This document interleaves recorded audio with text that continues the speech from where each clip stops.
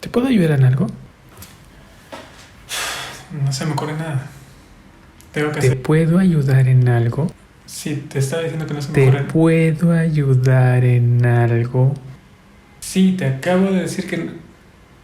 Ah, ok, ya sé qué estás haciendo. ¿Qué estoy haciendo? Estás intentando hacerme ver que nosotros intentamos moldear los problemas del resto para poder ayudarnos como nosotros queremos, ¿no? Hasta que la persona no tenga la percepción de cómo vemos nosotros el problema, no lo vamos a ayudar porque queremos ayudarlo de una forma, ¿no? No, la verdad. Y que con esto quieres hacerme ver que no estamos viendo la manera correcta de ver los problemas de los discapacitados. Oh, espera, ¿qué? Como deberíamos verlo, que es como ellos perciben estos problemas, no como nosotros percibimos o como pensamos nosotros que tienen ellos estos problemas, ¿no? Esto es simplemente tú intentando solucionar que no se te ocurra nada para ese skip para llegar al tema. Gracias. Gracias por hacerme ver eso. De nada.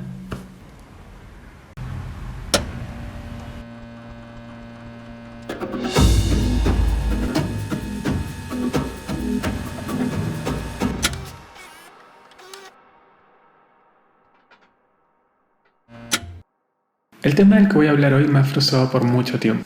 Yo soy arquitecto y presenciar que la ciudad en donde vivo está tan improvisada, sin planificación y es tan excluyente me genera mucha frustración. Pero hoy voy a elegir una de esas cosas. Para ir al mercado llevo una carretilla y siempre en el camino tenía estos pequeños momentos de furia cada vez que tenía que regresar con la carreta llena de compras. O bien la rampa era angostísima y una de las llantas de la carreta bajaba por la rampa y la otra bajaba violentamente por la vereda hacia la pista.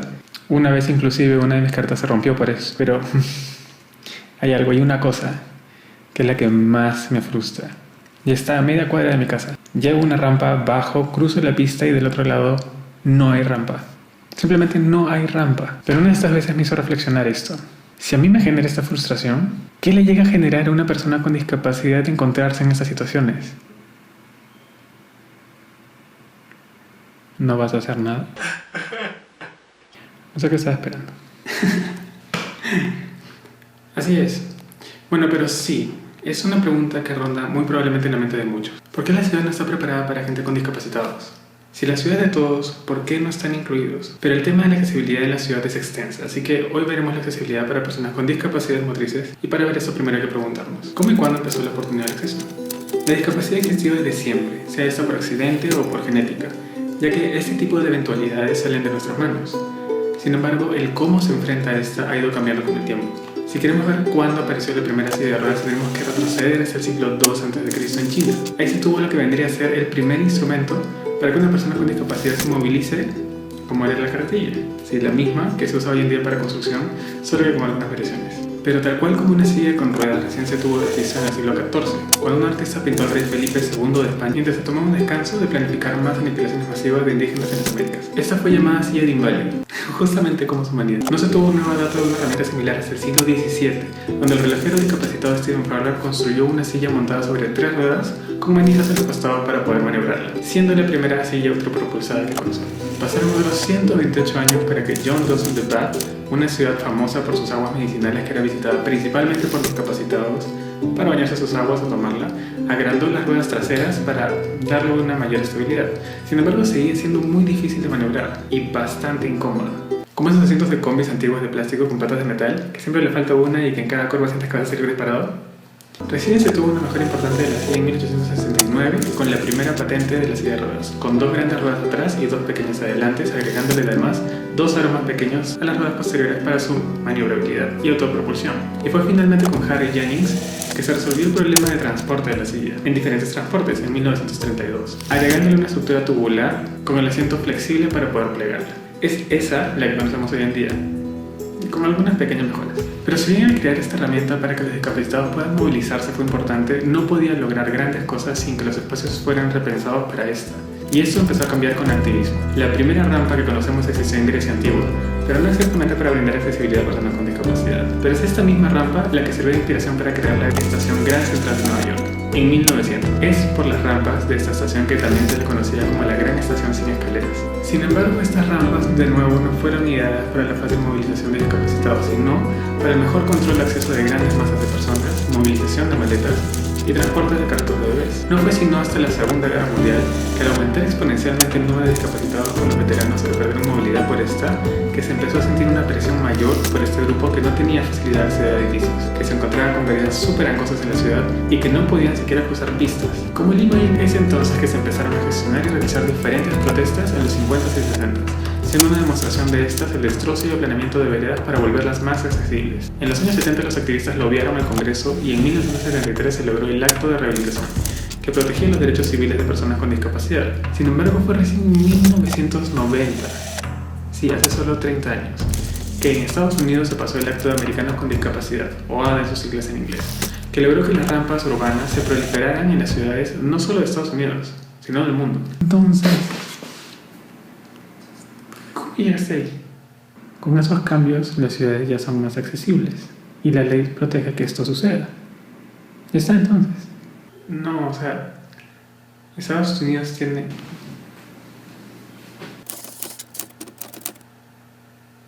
No podemos hablarlo. A ver, el problema con esta pregunta va muy de cerca con el problema general de cómo se ve la discapacidad. Cada vez que se propone enfrentarlo se hace como si fuese una calidad, más no una obligación como derecho social de tener acceso universal para todas las personas. Para ayudarnos a enfrentar mejor esto, primero debemos entender a qué se refiere con discapacidad hoy en día. Y es que desde siempre, al escuchar esta palabra, se suele relacionar a una persona con alguna enfermedad física o psicológica, con sentidos sensoriales reducidos o nulos, y en general basándose en un tema médico general. Sin embargo, la definición actual está muy alejada de esto. La definición oficial en la que los países suscriben la discapacidad es el cómo enfrenta a una persona a los servicios de espacios públicos y cómo interactúa con estos. Con esto es mucho más claro enfocar el problema donde radica, que es en cómo nos comportamos como sociedad y cómo la ciudad, los espacios y la institucionalidad tratan a las personas en general. Es así que la discapacidad, con esta nueva definición, si todos los servicios y espacios fueran pensados y rediseñados para absolutamente todos, iría desapareciendo. Pero es imposible. ¿Qué haces? ¿De dónde van a sacar la plata para hacer eso? No sé, de repente del mismo lugar donde sacan para construir un montón de pistas y reconstruir veredas y sardineles todos los años para sus reelecciones.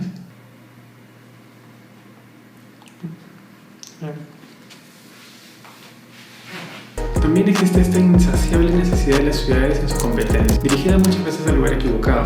Muchas de las ciudades hoy en día están preocupadas en volverse ciudades inteligentes, creando zonas Wi-Fi gratuitas en todos lados, estaciones de recarga de bicicletas eléctricas, llenando de códigos QR los paraderos para informar a las personas de diferentes atractivos de la ciudad o de rutas de transporte público. Y si bien esto no es algo malo para una ciudad, primero debe solucionar los problemas sociales y de accesibilidad universal de esta, antes de querer mejorar algo que solo las ciudades que ya enfrentaron estos problemas hacen hoy en día.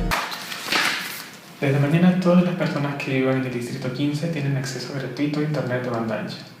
Enviar a todos los ciudadanos vía mensaje de texto.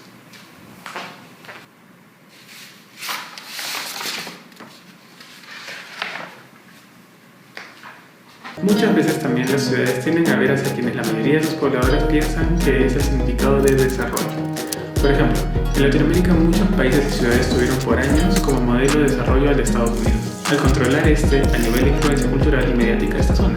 En películas las personas ven las grandes ciudades de Estados Unidos, avenidas enormes y personajes principalmente anhelando tener una mansión y un auto propio como margen de éxito.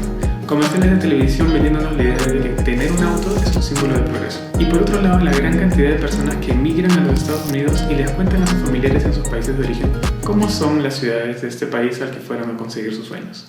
Luchito, acá las avenidas tienen 10 carriles. Hay Starbucks y McDonald's por todos lados, en cada esquina. Esto es desarrollo. Oh. ¿Y cuando quieres relajarte, a dónde vas? Al mall. ¿A dónde más? Pero no hay una placita o un parquecito. ¿Qué te pasa, pues, Luchito? Acá la gente no está ociosa. Eso no es desarrollo, eso no es progreso. No, tienes que ser productivo acá. ¿Cómo me encantaría ser alcalde para darle progreso a mi ciudad? Y esto empieza a convertirse en un anhelo que ellos esperan ver en su propio país, siendo el único contexto de desarrollo que poseen. Sin embargo, las ciudades de Estados Unidos están muy alejadas del desarrollo urbano deseable. La predominancia del automóvil y del consumismo logra que la mayoría de ciudades de este país carezca de espacios públicos de calidad, siendo espacios públicos de calidad veredas, paraderos, parques, ciclovías, plazas, etc. Y con esto en cuenta, si se rechaza tanto a la persona quien habita la ciudad y no el auto, imagínate cuánto rechaza una persona con discapacidad. En algunas ciudades, sin embargo, gracias a decisiones políticas o por constante activismo para que las personas se eduquen respecto a los espacios urbanos, se llegó a empezar a implementar soluciones de accesibilidad universal y diseño de espacios urbanos de calidad, guiados por los parámetros que existen en la ONU y los diferentes acuerdos internacionales que se han dado en los últimos años, como lo es también Hábitat, una cumbre de las Naciones Unidas centrada en los ciudadanos, que en su última edición Hábitat 3, desarrollada en Quito, se barajó justamente la inclusividad de las ciudades. En esta la temática tomó frente a que el modelo de urbanización debe cambiar para responder mejor a los desafíos de nuestro tiempo y solucionar problemas como la desigualdad, el cambio climático, la informalidad, la inseguridad y las formas insostenibles de la expansión urbana. Aquí se tiene la participación de todos los miembros de las Naciones Unidas, así como su compromiso a trabajar en esto. Sin embargo, la mayoría de ciudades solo busca cumplir con el mínimo establecido. Y esos mismos al final son propuestos por cada uno de los gobiernos, que según sus intereses pueden ser absolutamente ínfimos con respecto a los objetivos que se buscan. Los profesionales responsables inmediatos para el desarrollo y diseño de nuestras ciudades son los arquitectos y urbanistas. Yo soy arquitecto, como dije antes, y en sí, con el sistema actual en el que vivimos, nuestro trabajo depende también de la normativa mínima, así como de la disposición del cliente. ¿Cómo va el parque, arquitecto? Sí, este es el diseño final. Tiene pendientes de 5% en toda la superficie para que sea más efectivo. ¿Cuánto va a costar eso en comparación de ponerle un par de escalones como de nivel? Sí, un poco más. Pero ¿Cuál es el mínimo que pide la ley ahorita? Bueno, pide que tenga acceso por una rampa de máximo de 12% de inclinación en las entradas de esto, pero es importante que las personas con discapacidad puedan movilizarse con libertad por toda la superficie. Ya bueno, ¿cuáles las rampas de acceso? Nada más. Porque el proyecto que estamos haciendo es simplemente para cumplir con el límite establecido de la municipalidad de esta zona. No nos interesa gastar tanto en esto. Nos vemos el lunes. Lamentablemente es una constante que las personas y empresas solo piensen en su propia rentabilidad por nuestro sistema económico, dejando de lado las necesidades de las personas que utilizan los espacios que estos están creando, limitándose con la normativa actual.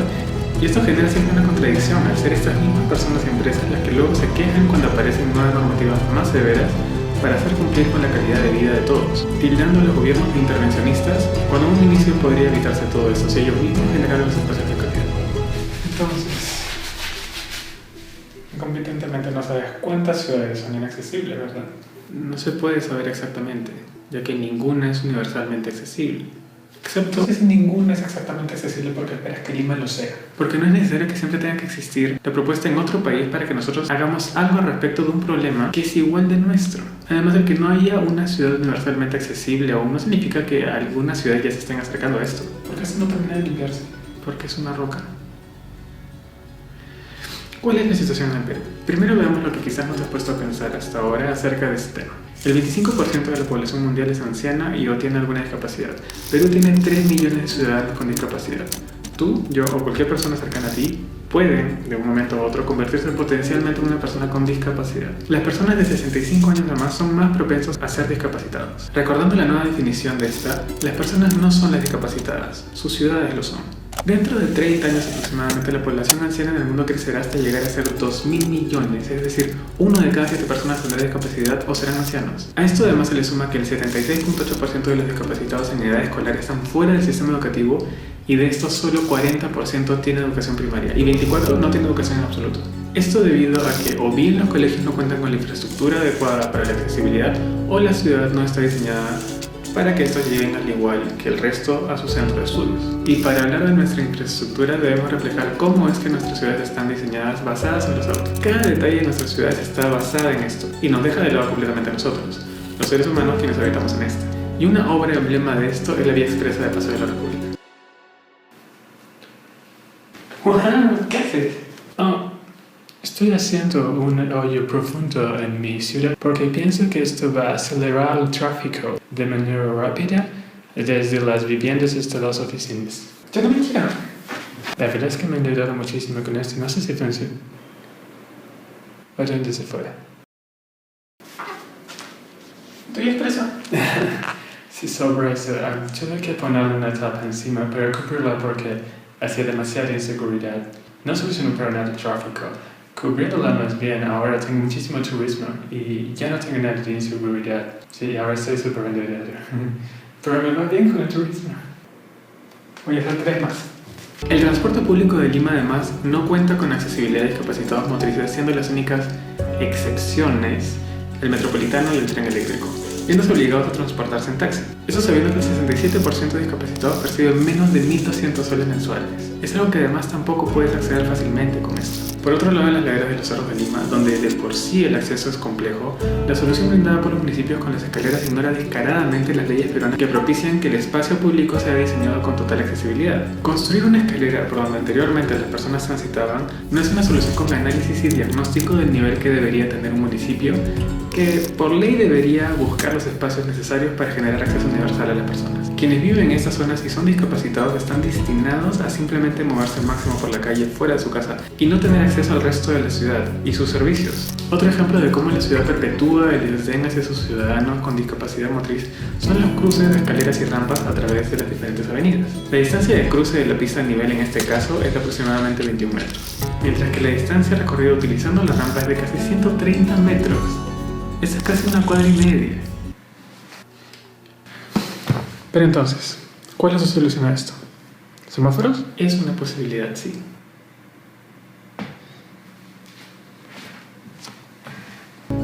De nuevo, tenemos la costumbre que nuestras ciudades prioricen el vehículo. Al cruzar un pueblo pequeño en carretera, utilizan a veces semáforos y en otros casos reductores de velocidad, que la verdad en este país no funciona. En nuestra ciudad podrían generarse cruces a nivel cada 8 cuadras, contemplando que 4 cuadras es la distancia máxima dispuesta que una persona puede caminar. Sin embargo, en estos casos, cuando una vía como la Panamericana, que es ininterrumpida en su extensión, sí puede plantearse que esté a desnivel, siempre y cuando el trazo a nivel se diseñe de manera que sea accesible, seguro y atractivo, no simplemente una pista con un par de veredas super angostas. Pero por otro lado tenemos nuestras ciudades patrimonio, por ejemplo Cusco, Chachapoyas, Arequipa, Trujillo, el centro histórico de Lima, nombrando algunas. Aquí las veredas son tan angostas, en algunos casos que ni siquiera entra una persona caminando, mucho menos en una silla de ruedas, además de que están abarrotados con escaleras en sus recorridos. Y si te preguntas si hay ejemplos de ciudades patrimonio que han cambiado su trazo para volverse más accesibles, tenemos el caso de Breda, una ciudad holandesa que es considerada la ciudad más accesible de Europa. Este cambió el diseño de sus calles, que tenían veredas angostísimas, escalones en cada cambio de nivel, por veredas a nivel de la calzada, con una pendiente continua mucho más cómoda durante su recorrido en vez de escalones, y rampas para acceder a todos sus establecimientos. En ciudades como La Paz y Medellín, ciudades con capacidades económicas similares o inferiores a las de Lima o Cusco, se construyeron teleféricos para que las personas con discapacidad puedan acceder a diferentes niveles de la ciudad libremente. Y en el caso de Medellín, utilizaron escaleras eléctricas en ciertos sectores, evitando a toda costa la utilización de solo escaleras físicas. Hemos visto entonces la cantidad de problemas que existen para este sector de la población, que en realidad cualquiera de nosotros podemos volvernos parte de este también. Las posibilidades existen. Ejemplos hay por montones, pero falta mucha empatía. Señora que está en silla de ruedas, tiene que bajar de esta manera en la autoridad del tren eléctrico, porque ningún personal de seguridad se digna ayudarla a bajar. Hace media hora se ha pedido esa ayuda y si no denunciamos no vienen corriendo. Mira cómo la señora viene arrastrándose. La señora se le comunicó que el sensor está inoperativo para que pueda descender en la otra estación. ¿A bajar? Pero usted, ¿es verdad que el señor menciona que usted no quiere que le ayuden a bajar? Oiga señora, mira, son 3 trenes que van pasando y no suben. Apenas sube uno de estos. No puedes bajar, está prohibido. Para que diga eso, para ver uno nomás. Y he esperado para que pase 3 trenes. Yo tengo que trabajar también, señor. ¿Usted trabaja por acá en Gamarra? Sí, yo vendo. Y si yo voy hasta Grau, ¿cuánto cobro el riesgo para venir? Esa sensación que tienes ahora de no poder salir libremente a la calle ni poder acceder a los espacios que usualmente frecuentabas libremente, ir a la universidad, tomar el micro para ir a trabajar, ir a visitar a tus amigos, a tus familiares, sin preocupación alguna, la sienten los discapacitados desde siempre. Y cuando se encuentra alguna solución eventualmente a lo que está sucediendo hoy en día, ellos seguirán encerrados en una ciudad que los mantiene en cuarentena 24/7 los 365 días del año, desde siempre y quién sabe por cuántos años más.